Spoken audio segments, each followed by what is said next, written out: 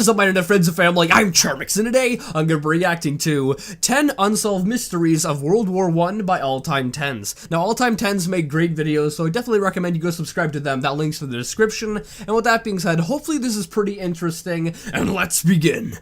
The First World War was a cataclysmic event that saw the participation of 32 countries and the deaths of more than 38 million people. But there are some stories that the history books couldn't quite cover, stories that have been puzzling academics ever since. So stay tuned for a spooky ghost ship, a vicious sea monster, and a mysterious horde of military angels as we take a look at 10 unsolved mysteries of World War I. Number 10. The Lost Treasure of the Tsars.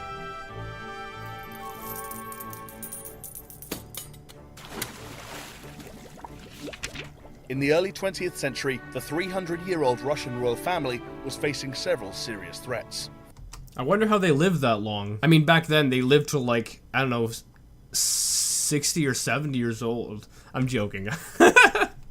Firstly, there was the shadow of World War I looming over them, a conflict that would eventually claim approximately 3 million Russian lives. Secondly, there was a growing discontent among their own people, which culminated in the revolutions in 1917.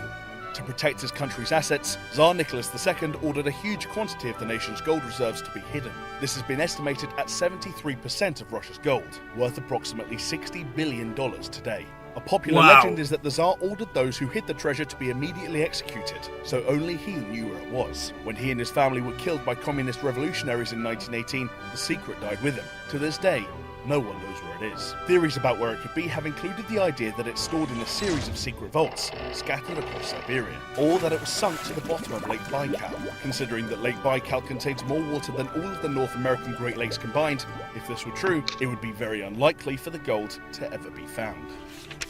Why would you put it in a lake? That doesn't Number 9. seem... Who killed the Red Baron?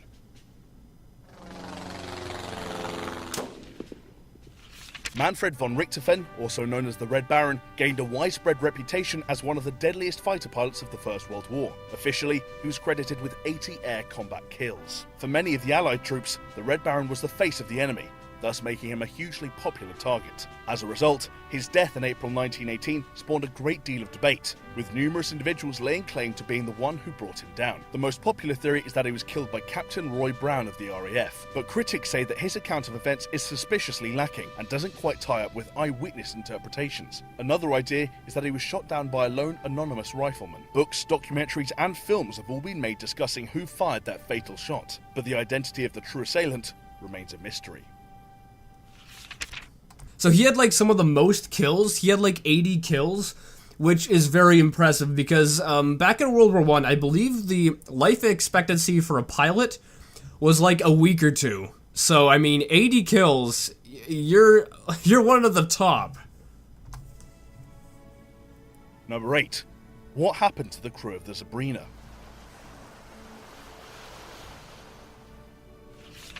The story of the Sabrina is so intriguingly haunting that it has gained a reputation as World War I's ghost ship. The Sabrina was a large sailing barge that, during the war, was deployed to haul coal between England and France. On the 17th of September 1917, the boat was found beached on Roselle Point in France. Apart from some slightly tangled sails, she was in pristine condition. The bizarre thing was that the crew was nowhere to be seen, and they would never be seen again. One possible explanation for the creepy abandoned ship was that the Sabrina had been caught in a ferocious storm, which had washed the crew overboard. Alternatively, the crew could have been attacked by German U-boats, who were known to target supply ships in the English Channel. However, the lack of damage to the boat seems to imply that neither of these explanations could be true. That is very weird that a whole crew would just abandon their ship. And, you know, the argument that, it was attacked doesn't make sense because there was like no damage. And as for the argument that there was like some crazy weather going on, sure, a couple people could have been, you know, tossed overboard, but there are going to be some people, you know, in the hull of the ship, so they can't get tossed overboard, so they would still be in it. Now, what I think is more plausible is that, you know, they just all deserted. They decided to go to some place and leave it. You know, leave the war. They didn't want to be in it. So that is also possible. And it seems more of a possibility than the other two possible theories. Number 7. Who killed Private John Parr?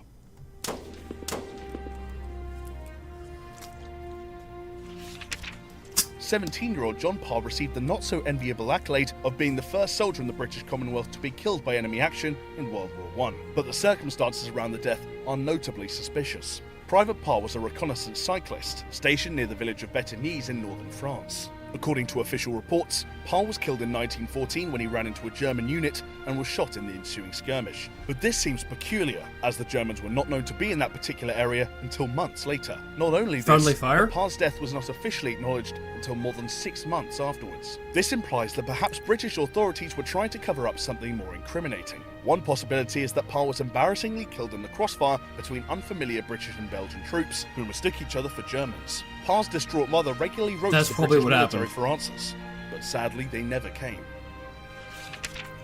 Yeah, that's probably what happened, because if the Germans weren't even in the area, the odds are he didn't get killed by a German.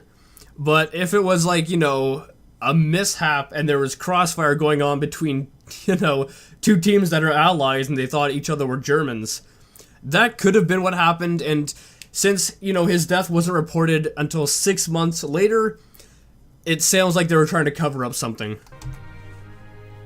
Number 6. Was a German submarine attacked by a sea monster? Like a giant squid or something? War was chaotic and confusing, and as a result, tales of supernatural and mythical forces were often put forward as explanations for events that soldiers struggled to explain. This was most likely the case with the bizarre events of April 1918, when a German submarine was allegedly attacked by a colossal sea creature. A British patrol boat was sailing the North Atlantic when it came across a German submarine floating on the surface. In order to investigate, the Britons cautiously approached the submarine, at which point the extremely frightened German crew immediately abandoned ship. According to the crew, they had briefly resurfaced when an extremely large, strange beast with tentacles and huge teeth climbed onto the side of the ship. The beast was similar to the legendary kraken that is featured in nautical mythology since the 13th century. Whether this was some kind of shared delusion, debris from an ocean storm, a giant octopus, or even a real kraken, what happened is likely to remain a mystery. It sounds like it was just like a giant octopus that attacked it or something like that. I mean, we have them on freaking video now, so we know they exist. So it could have easily been just one of them friggin' attacking it. Number 5. The mystery of the 1919 Kinmel Park mutiny.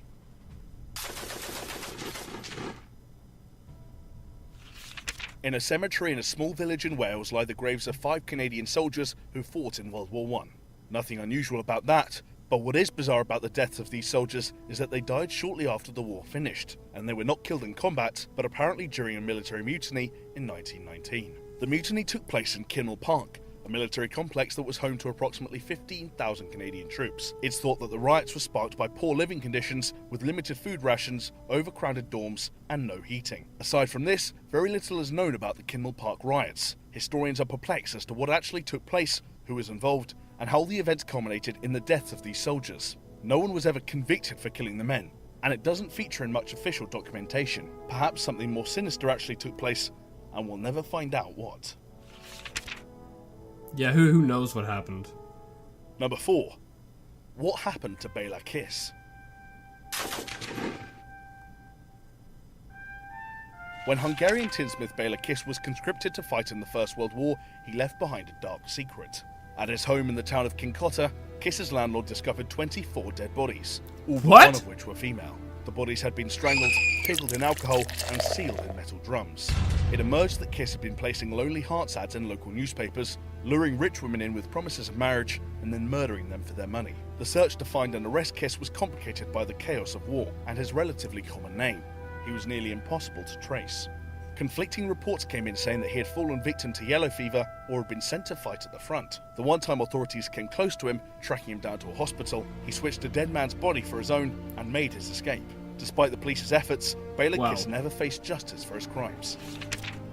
So that guy was like a freaking psychopath or some shit. Was it 24 dead bodies at his home?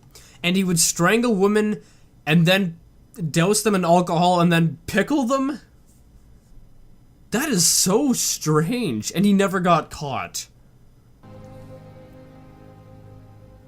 Number 3. Who was the mysterious JM?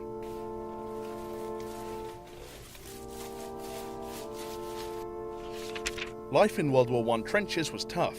and many soldiers took to painting as a much-needed distraction. The artworks produced by painters such as Paul Nash have become some of the most important insights into the horrors of war seen that picture through the before. eyes of those who've lived it. Toward the end of the 20th century, a sketchbook of 130 watercolour and ink images was discovered in the archives of the University of Victoria in Canada. The paintings demonstrated extraordinary talent and were very moving depictions of war, death, and religion. Sadly, the artist who created these pieces is almost completely unknown. All that has been confirmed about him is that his initials were JM, he was based in France and Belgium, he had a daughter called Adele, and seeing as one painting was dated from 1920, he survived the war. Number 2. The Angels of Mons.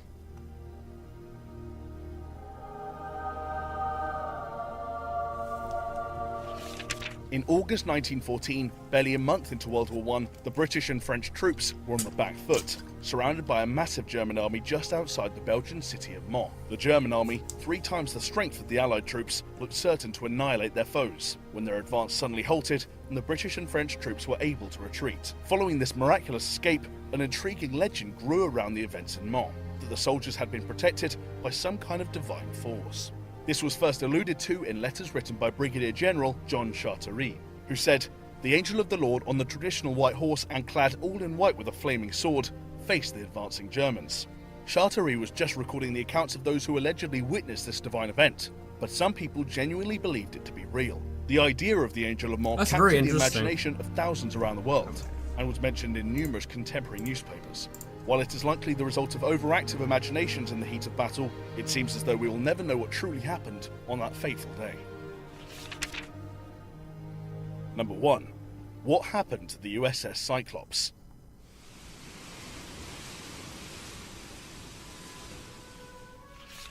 When it disappeared in March 1918, the loss of the USS Cyclops became the greatest loss of life that the US Navy had ever suffered in a single incident. 309 people had been on board the military cargo ship when it vanished without a trace en route from Barbados to Maryland. No wreckage or bodies were ever found.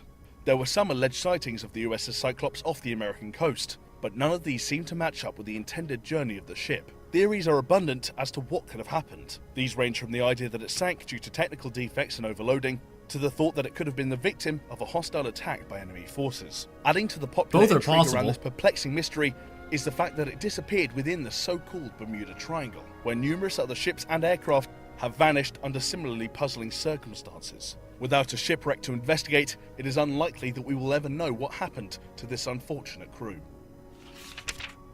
Alright, so regarding the Bermuda Triangle, I saw something where they actually figured out what causes all of the issues around the Bermuda Triangle. Now, what I read was that the clouds that form there are different compared to normal clouds, so it has something to do with the clouds. I don't remember exactly what I read, but it has something to do with the clouds, and that supposedly, like, I don't know, it causes crazy weather and shit like that to happen.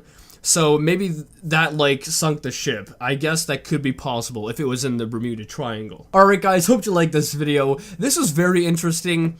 I would say probably the most interesting one was the ship that the whole crew had just disappeared from, because how does that happen? Unless there was like a mutiny, or everyone just decided that they didn't want to fight and just decided to leave.